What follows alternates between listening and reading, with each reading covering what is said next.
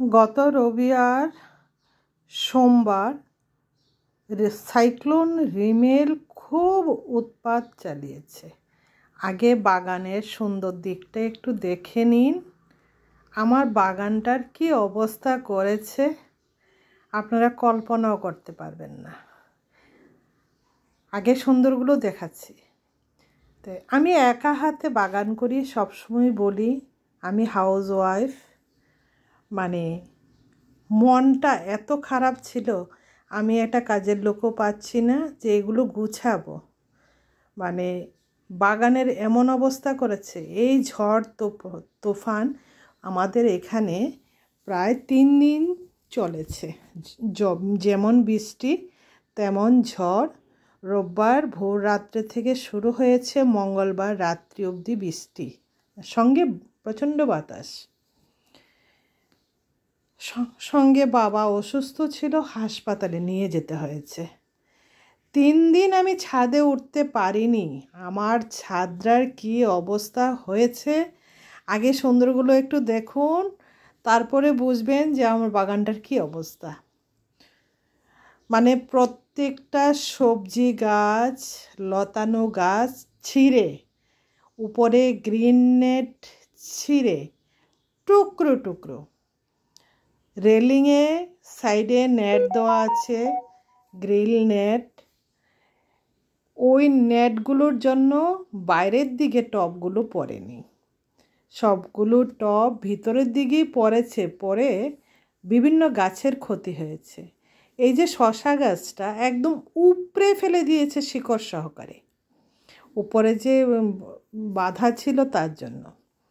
আর সাইডে আমরা জানি না আপনারা কি বলেন, কইডাচ, ঝিঙ্গা, করলা, উস্তা, চাল কুমড়া, এমনি কুমড়া, লাউ, মানে যত ধরনের লতানো গাছ ছিল সবগুলো ছিঁড়ে ফেলেছে।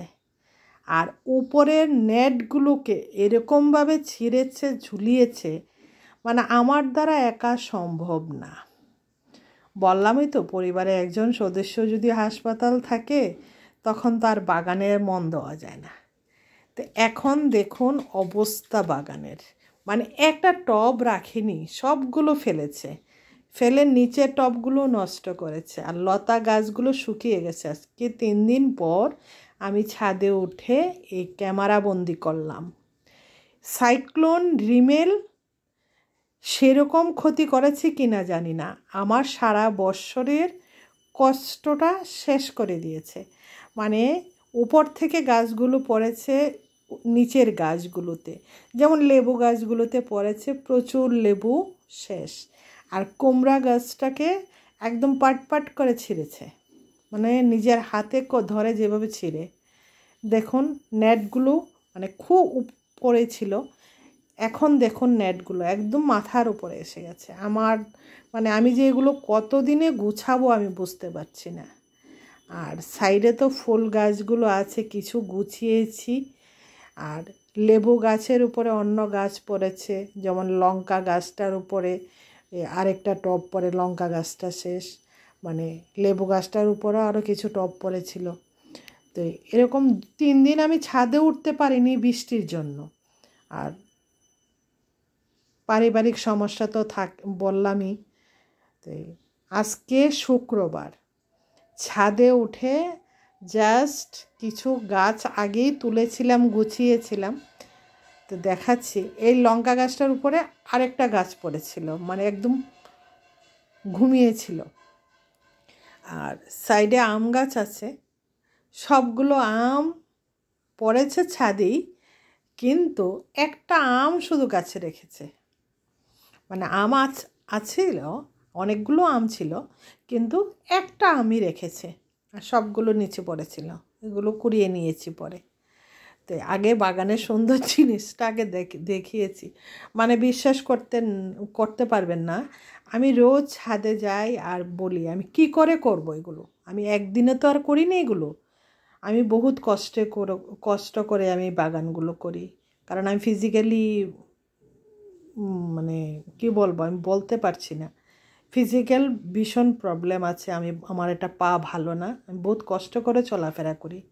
আর চাল কুমড়া গাছটা দেখুন, শশা, সাইডে বরবটি, কন্টিনিউ আমি বরবটি খেতাম গাছটা থেকে।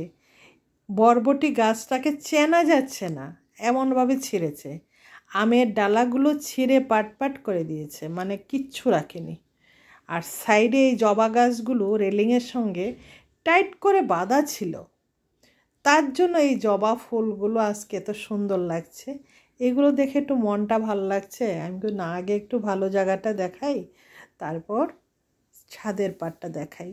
মানে নেটগুলো, গ্রিন নেটগুলোকে মানে ছিঁড়ে টুকরো টুকরো করে দিয়েছে। আর আমি যে কত কষ্ট করে এগুলো সেট করি, মানে আমি বোঝাতে পারবো না।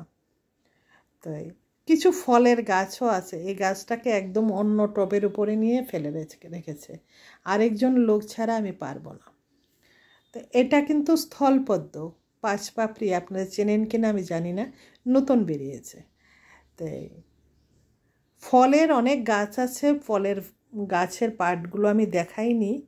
কিন্তু একটা পেয়ারা গাছ ছিল, ছোট্ট পেয়ারা গাছ, আরেকটা পট পরে মানে গাছটা হেলে সবগুলো ছোট্ট গাছে দেখুন কতগুলো পেয়ারা এসছে। মানে এখন আমি রশি দিয়ে একটু বেঁধে দিয়েছি। আর অনেক ফলের গাছ আছে ছোটোখাটো, মানে একজন গৃহিণী যেই গাছগুলো লাগায়। তাই আপনারা ভিডিওটা দেখে কিছু কমেন্ট করবেন, আমি বলবো না। এই ভিডিওটার জন্য সাবস্ক্রাইব করবেন, আমার বাগানের জন্য বড় কষ্ট হচ্ছে। নমস্কার।